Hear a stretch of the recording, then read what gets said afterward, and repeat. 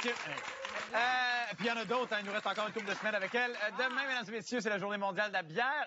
Pour l'occasion, on va aller jaser avec 3 microbrasseurs de différentes régions au Québec. On va les rejoindre, en fait, Jean-François Gravel, de la microbrasserie Dieu du ciel à Saint-Jérôme, qu'on connaît bien.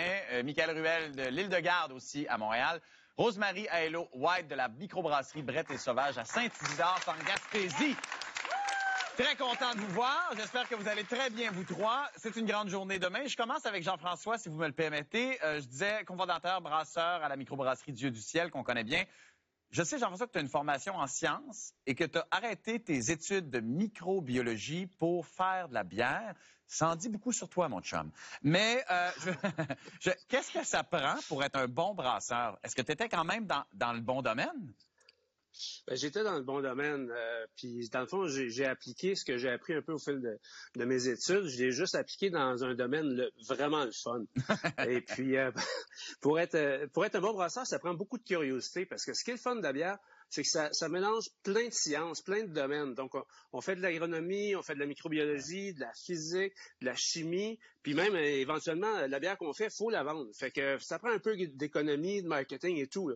Fait que c'est l'ensemble de tout ça qui fait que j'ai lâché les études, mais pour quelque chose de bien le fun. Ben écoute, on connaît bien ta bière. On est maintenant rendu, je pense, une des bières qu'on connaît le mieux au Québec de microbrasseurs. Alors, visiblement, ce que tu as fait, tu le fais bien. Je vais aller parler aussi à Michael, qui lui aussi fait bien ses trucs, parce qu'à l'île de Garde, à Montréal, on la connaît bien aussi, cette bière-là.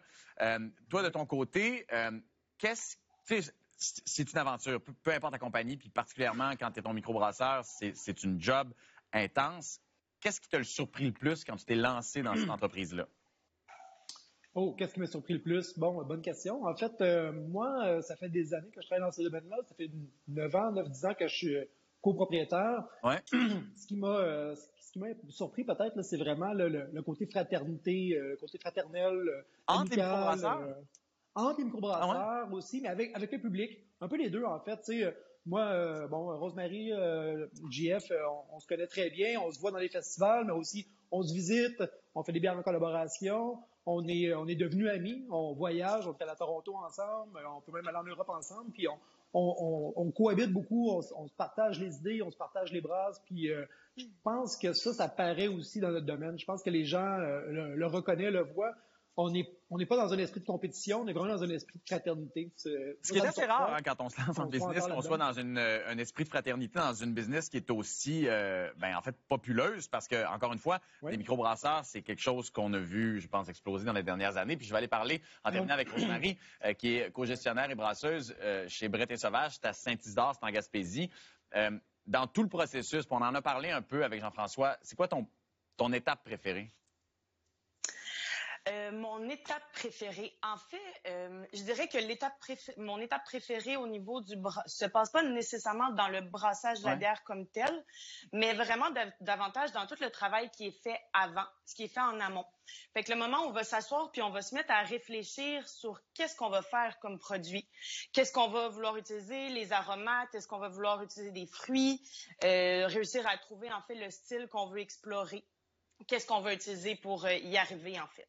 Mais c'est ce que je pense, c'est ce qui fait en fait que toute cette industrie-là de la microbrasserie au Québec est si intéressante parce qu'il y a autant de microbrasseurs, il y a autant de bières, il y a autant aussi de goûts et de différentes personnalités à chacune des bières parce que, et grâce à vous, merci d'avoir pris le temps de nous parler. On s'en va visiter des microbrasseries en fin de semaine, n'est-ce pas, Léane?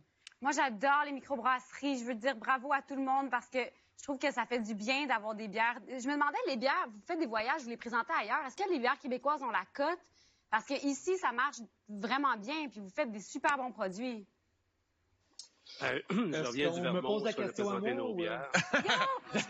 On va poser la question. Je vais aller avec Jean-François. Ben, on revient du Vermont, parce qu'on a fait un petit festival, et puis ça faisait quelques années qu'on n'y avait pas été à cause d'une cause inconnue. Ouais. Et puis, vraiment, les gens étaient tellement contents de nous revoir. Et puis, même s'il y a tellement de bières aux États-Unis, on a notre signature, et puis ils sont vraiment contents de nous voir. Ouais. Ben, écoutez, bonne continuation, la gang. Merci beaucoup d'avoir pris le temps. Et au retour de la pause, nous, c'est Wally. Vous savez qu'il y a un jeu de société pour la bière.